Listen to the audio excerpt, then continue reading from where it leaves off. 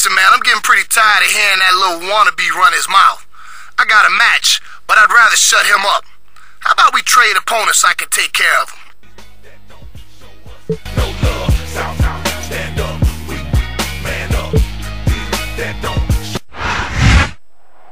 2 weeks remain on the road to Judgment Day. This is Michael Cole with John Bradshaw Layfield at ringside, and after what we saw last week, I can't wait for tonight's show.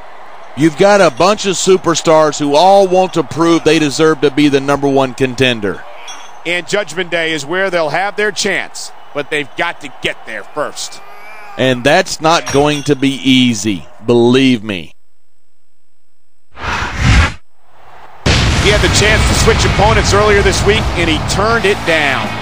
I hope he's not dumb enough to think that his scheduled opponent's going to be some kind of pushover.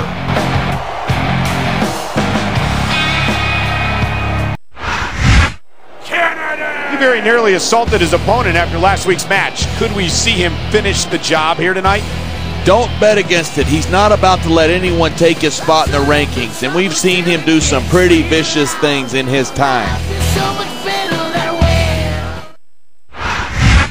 Tonight's Smackdown's going to bring down the house in Salt Lake City, Utah. I'm Michael Cole here with JBL at ringside.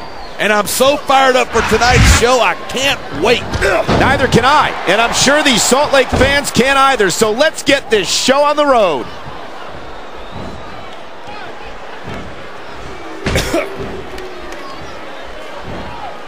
Seeing a match like this makes me proud to be part of this company. I'm with you, partner. You just can't experience a thrill like this anywhere else. And that's because he's climbing the turnbuckle. Will this pay off?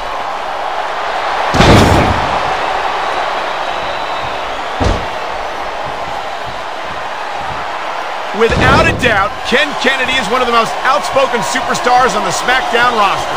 You make it sound like Kennedy's all talk and no action. He doesn't seem to have much trouble putting his money where his mouth is.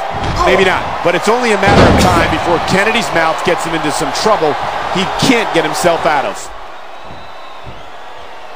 Rope break. I don't know. He's putting a lot on the line going up there.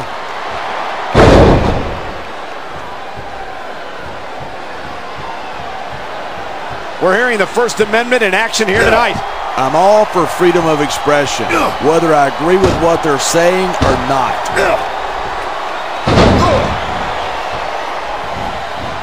So much can go wrong from that top turnbuckle.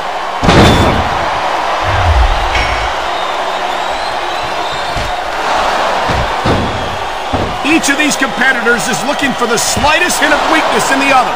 That's the law of the jungle, and injured superstars like a wounded animal. It's survival of the fittest. And that also means that if you're not at 100%, you've got to be able to hide it from your opponent. That's absolutely right. This business is as psychological as it is physical. You can't let your opponents think you're easy pickings. Well, I wouldn't consider any of these superstars to be easy pickings, no matter how beaten up they get.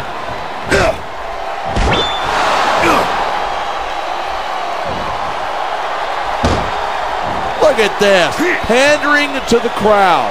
Nothing wrong with keeping the paying customers happy while you build some momentum.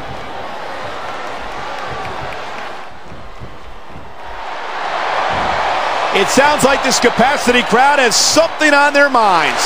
Yeah, and 10,000 paying customers can't be wrong.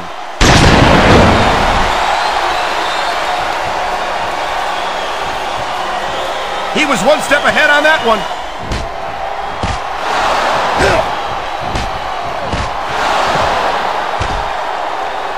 When I first heard about this, yeah, that's just great. Why don't you just quit showing off and get down to business?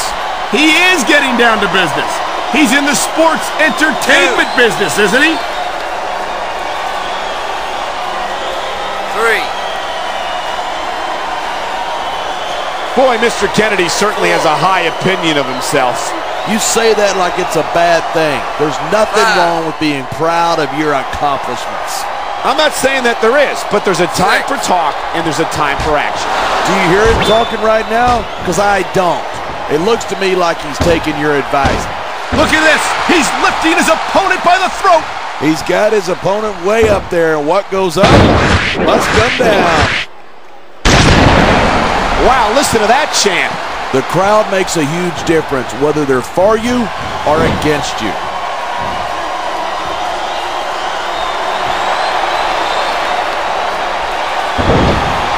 Watching these superstars go at it reminds me why I prefer to stay on this side of the announce table. You know, if you let me train you, you could be cruiserweight champ inside a year. Uh-oh, I don't like where this is going. And neither does his opponent. Choke slam from hell!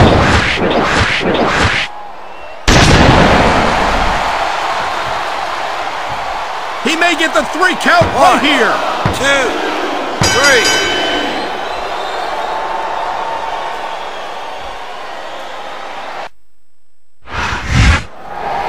He wanted to prove his opponent wasn't #1 contender material, and I don't think he did.